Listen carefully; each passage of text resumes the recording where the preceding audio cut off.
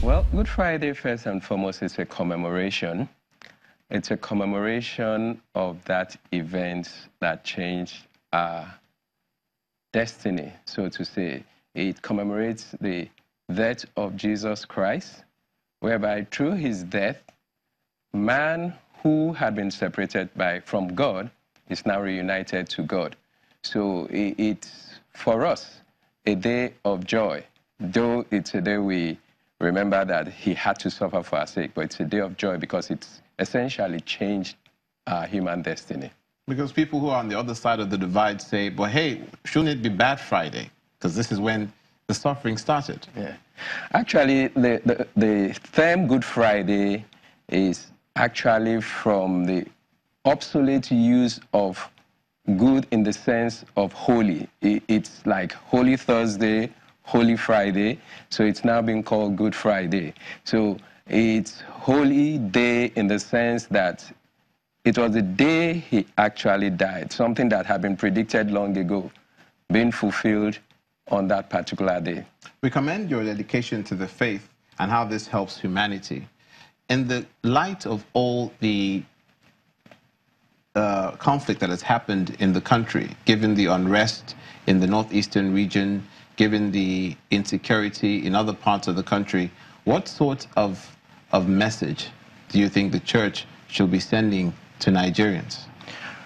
Well, you see, Christianity is unique, permit me to say that, because it's the religion that preaches forgiveness. It's a religion that preaches that we should, like Christ, embrace suffering for the sake of the kingdom. So, in our time, yes, with the kind of persecution that is going on, we are called to be like Christ.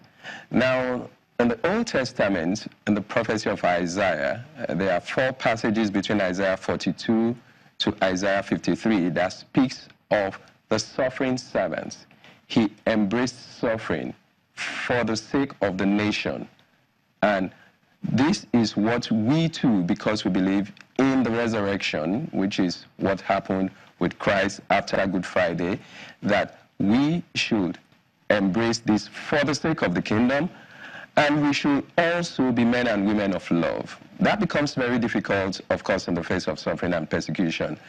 We should be men and women of peace, much as we as human beings have the tendency to want to retaliate.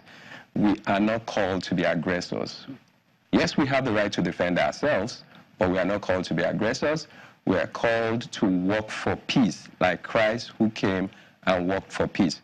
So it's a time we have to persevere. He went all the way to the cross. That's perseverance. We too are called to persevere. We too are called to work for peace. We are called to forgive. So I'll say to Christians as we commemorate this day, that like Christ who worked for peace, we too should work for peace. Given that the Dapchi schoolgirl that was held back, according to the reports that we have, because of her faith, by Boko Haram, what position is the church taking on this? Well, interestingly, that's what we're all called to do. We're called to witness to Christ. We're called not to deny Christ. And that cuts across wherever we find ourselves, in what position. There is a saying I'm very fond of: for every position, there's a corresponding responsibility.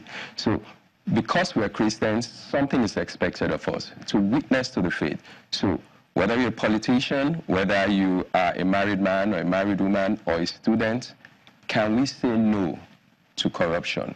Can we say no to cheating?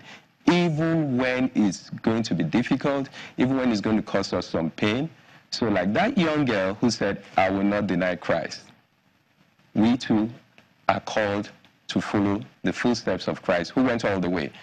Matthew 26, he says, if it be possible, take this cup away from me. So we are all like that. It's not as if we should just take on suffering ourselves, but it's because of the love of God that we say we will have to pass through this and remain steadfast. And what can help not just Christians, but Nigerians, in the face of that sort of adversity or temptation, stay the path of morality and stay the path of righteousness, as it were? We should be men and women of conviction.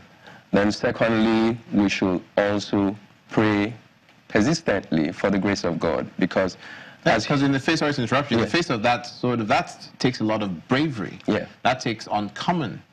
That's why I said we need the grace of God. Because, you see, like I said earlier, even Christ said, if it be possible, take this cup away from me. But he added, not my will, but your will be done. So when we are willing to empty ourselves and say, the will of God should come first, that is what gives us the extra grace and motivation, even when it's going to cause us plenty of pain.